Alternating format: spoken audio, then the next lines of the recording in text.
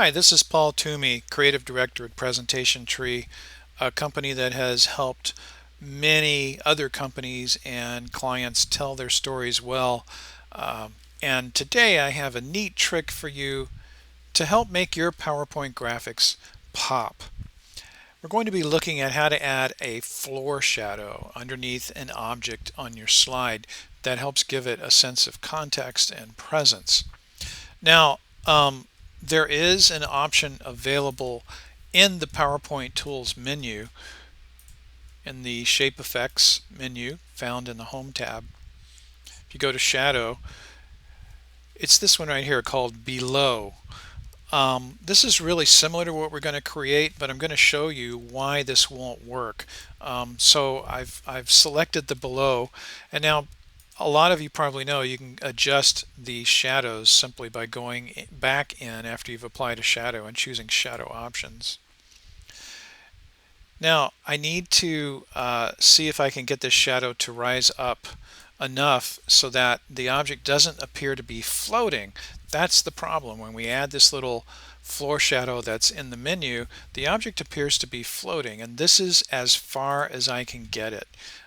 So what we want, by comparison, you see, is the shadow to actually come up a little bit below the bottom of the object. And this makes it seem like the object is actually sitting on a floor instead of floating above it like some sort of supernatural artifact. That's not the effect that we want.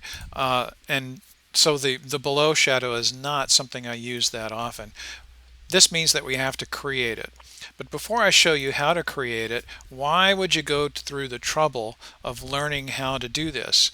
Well, because of this. Here's an example. If you look at the before on the left and the after on the right, you will see there is a greater sense of drama and power given to that graphic in the slide.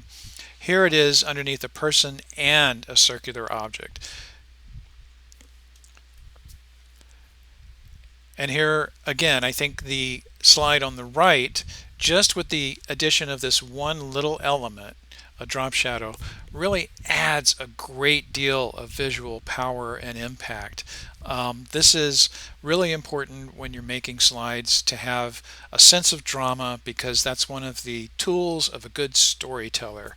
So in effect, what we're doing is working on learning how to have a technique in our toolkit to add drama to our visual storytelling and make our visual storytelling more impactful and more vivid. Okay, so first you need to have your graphic on your slide, and this works best with round or spherical graphics. So I've chosen the classic Volkswagen logo. And if you don't know how to get an image that has a transparent background, here's a couple of quick tips. If you import an image in and it's a circle, but it has a square, it seems to have a kind of a white square behind it, you can remove the white square by double-clicking the image. That pulls up the format ribbon, and go to remove background and work with the remove background tool. Okay, another way is you can find an image that has a transparent background by searching on Google or Bing. Simply type in what you're looking for. In this case, we'd say Volkswagen logo, and then type in these three letters, PNG. That stands for Portable Network Graphic, and that will almost always have a transparent background. And here is your bonus tip of the day. Go to Wiki for logos. Wikipedia usually has great logos that have transparent backgrounds. So in this case, if I wanted the Volkswagen logo, I would of course go to Wikipedia, type in Volkswagen, and pull that logo off of that page. Okay, so once you have your circular item that has a transparent background, the next step is to draw an oval, and make your oval pretty big. Make it at least 2 or 3 times larger than the shadow that you know you want to end up with. Okay, next you want to remove the outline if there is one, and then you want to fill the shape with gray. It's a medium gray, not too dark, not too light, something in the medium range. So I'm picking that gray.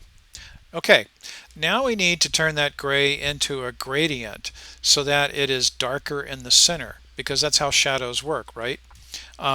We're assuming our light source is coming directly above this object. So the place where there is the least amount of light is right here underneath the object. So that needs to be the darker area. This is not always necessary to do, but when you get it right, it really adds to the effect and really helps sell it.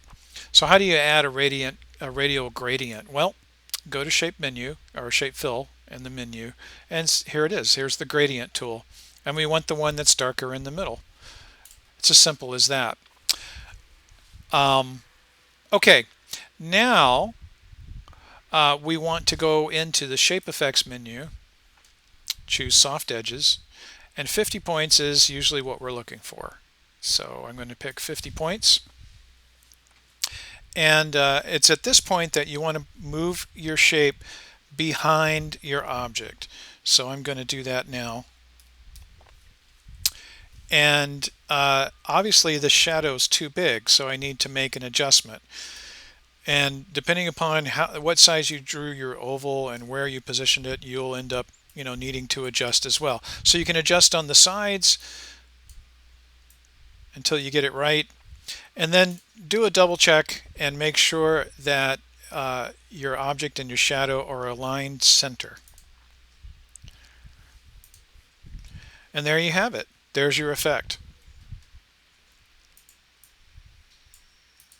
Here's the before and after. I hope that you feel that the effect adds the dimension of drama and power that I do.